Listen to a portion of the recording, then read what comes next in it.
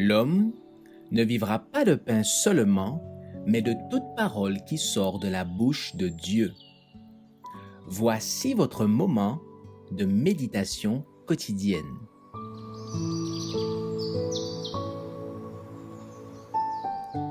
Maranatha. Le 17 septembre, la promulgation du décret de mort. Et il lui fut donné d'animer l'image de la bête, afin que l'image de la bête parlât, et qu'elle fit que tous ceux qui n'adoreraient pas l'image de la bête fussent tués. Apocalypse 13, verset 15. Lorsque Jésus quitte le lieu très saint, son esprit modérateur est retiré aux gouverneurs comme au peuple. Ils sont abandonnés au contrôle des mauvais anges. Alors, les lois seront promulguées par le Conseil et sous la direction de Satan, de telle manière que, si le temps n'était très court, personne ne pourrait être sauvé. Je vis que les 4 anges retenaient les 4 vents, jusqu'à ce que l'œuvre de Jésus dans le sanctuaire soit terminée. Alors tombèrent les 7 fléaux. Ceux-ci rendirent les méchants furieux contre les justes. Ils croyaient que nous avions attiré sur eux les jugements de Dieu. S'ils pouvaient, pensaient-ils, débarrasser la terre de gens tels que nous, ces fléaux cesseraient. Un décret fut promulgué, ordonnant l'extermination des saints, ce qui amena ceux-ci à crier jour et nuit pour obtenir la délivrance. C'était le temps de détresse de Jacob. Puis, je vis les grands de ce monde qui se consultaient, et Satan et ses anges très affairés autour d'eux.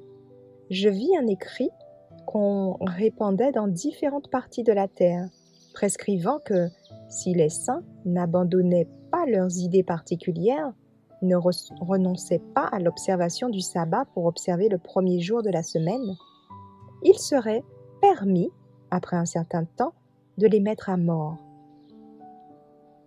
Un décret général aura fixé le temps à partir duquel on pourra mettre à mort les observateurs des commandements. Mais leurs ennemis, en quelques endroits, devançant l'heure, se disposeront à les tuer. Mais aucun d'eux ne pourra franchir le cercle redoutable des sentinelles placées autour des fidèles. Quelques-uns de ces derniers seront assaillis au moment où ils abandonneront les villes et les villages. Mais les épées dirigées contre eux se briseront et tomberont à terre, aussi impuissantes que des fétus de paille. D'autres seront défendus par des anges ayant revêtu l'aspect de guerriers. Si les croyants étaient doués d'une vision surnaturelle, ils pourraient voir des groupes d'anges en faction autour de ceux qui ont gardé la parole de la persévérance de Jésus-Christ.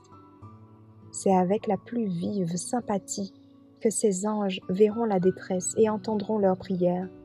Ils attendront l'ordre de leur chef pour les arracher au danger.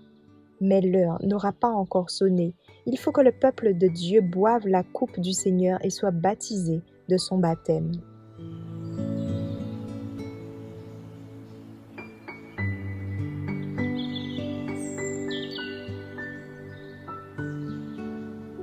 Merci d'avoir écouté cette présentation.